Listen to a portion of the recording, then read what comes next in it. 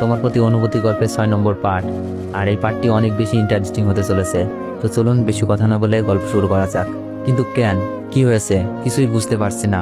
এভাবে কেটে গেল 10 দিন। এখন আমি মোটামুটি হাঁটতে পারি সাপোর্টারগুলো নিয়ে। রিমির সাথে সম্পর্ক বন্ধুত্বের মতো হয়ে গেছে। আর আন্টির পরিবারও আমাকে একজন সদস্য মনে হচ্ছে। আর এই কয়েকদিন ভাবির নাম্বার বন্ধ পেয়েই যাচ্ছি। আজ রিমির আব্বু বাসায় এসেছে, আমাকে দেখে গিয়েছে, আমার সব রকমের হেল্প করবে বলে গিয়েছে। তিনি বলেছেন আমাকে নাকি ওনার অফিসে চাকরি দেবে, এখানে থেকে লেখাপড়ার পাশাপাশি চাকরি করতে। কথাটা শুনে খুব খুশি আমি। কিন্তু ভাবির মোবাইলে কি হয়েছে সে চিন্তায় ঘুমাচ্ছে না। রাতে খাবার খাওয়ার পর ভাবির নাম্বারে আবার কল দিলাম, রিং হচ্ছে। আমি উত্তেজিত হয়ে যাই, মোবাইল কি ঠিক হলো? ভাবি ফোন রিসিভ করে বলল, হ্যালো, আসসালামু আলাইকুম। আমি বললাম, ভাবি আমি অনিক, কেমন আছো? তোমাকে ফোনে পাই না কেন, মোবাইল বন্ধ দেখায়? ভাবি বলল, অনিক আমি ভালো নেই। তাই বলেই ভাবি অযোধ্যায় কান্না করতে শুরু করে দিল। আমি বললাম, কেন ভাবি, কি হয়েছে আমাকে বলো। ভাবি কান্না সুরে বলল, বাসায় আমাকে নিয়ে নানা রকমের কথা চলছে। আমি বললাম, কি কথা, আর মোবাইল বন্ধ ছিল কেন? ভাবি কান্না করছে আর বলছে, তোমার সাথে ওই দিন কথা বলার পর তোমার ভাইয়া শুনে ফেলে আমি যে তোমার সাথে কথা বলতেছি। তাই সে আমাকে পতিতা, রাস্তার মেয়ে, আরো কত কি বলে বকা দিছে। আমি বললাম, আমার সাথে কথা বলছো বলে তুমি পতিতা হয়ে গেলা? কথাটা শুনে খুব খারাপ লাগছিল। ভাবি বলল, বলে তোমার মতো ধর্ষক যে চাচাতো বোনকেও ছাড়ে নাই, তার সাথে কোনো ভালো মানুষ কথা বলতে পারে না। যাদের চরিত্র খারাপ তারা এইসব ছেলেদের সাথে কথা বলে। আমার নাকি তোমার সাথে অবৈধ সম্পর্ক আছে। বাসায় সবাইকে ডেকে বলতে থাকে। ভাবির কান্না আর অপবাদে আমারও কান্না আসছে। কারো ভালো করতে গিয়ে কারো খারাপ করে ফেললাম না তো? আমি বললাম, তারপর কি হলো?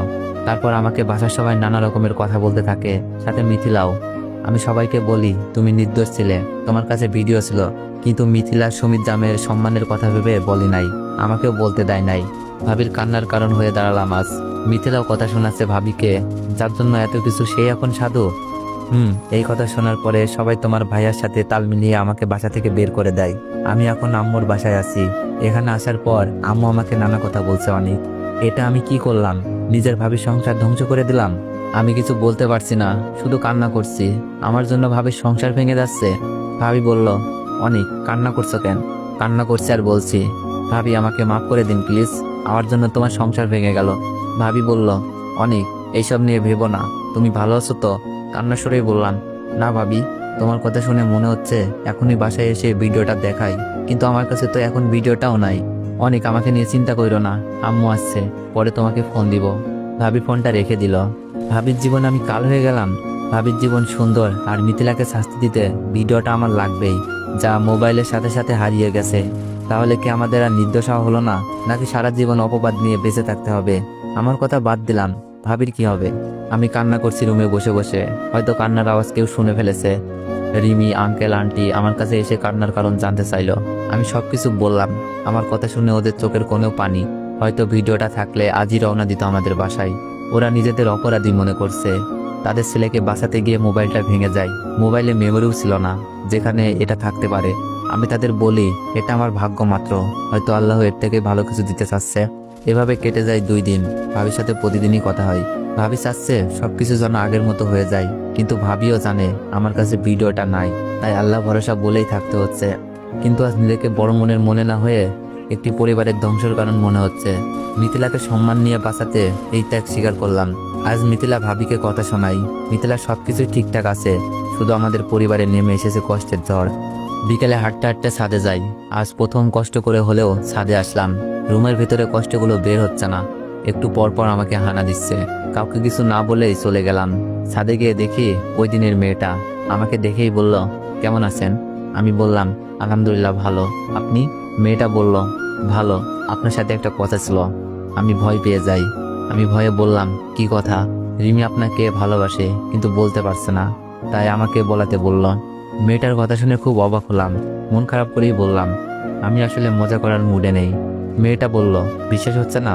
এই তো রিমি এসেছে। রিমি মনে হয় ছাদে এসেছে আমাকে খুঁজতে। রিমি আমার কাছে আসলো আর মেয়েটার সামনেই আমাকে বকতে লাগলো। রিমি রাগ দেখিয়ে বলল, এই আপনি কি কিছু বুঝেন না? একা একা ছাদে চলে আসছেন। আমাকে বলতেন নিয়ে আসতাম যদি কিছু হয়ে যায় আপনার। আমি কিছু বলছি না, শুধু অবাক হয়ে রিমির কথা শুনছি। রিমি কি সত্যি আমাকে ভালোবাসে? তাহলে এভাবে কেন শাসন করছে? রিমি বলল, কি হলো, কথা বলছেন না কেন? আমি বললাম, কাউকে বিরক্ত করতে চাই না, একা একা চলে এসেছি। রিমি বলল, বিরক্ত মানে? একটা দিমু ধইরা। মেয়েটা রিমিকে বলছে, রাখ রাখ মারপিট, পরে করিস, আগে তো প্রপোজ কর।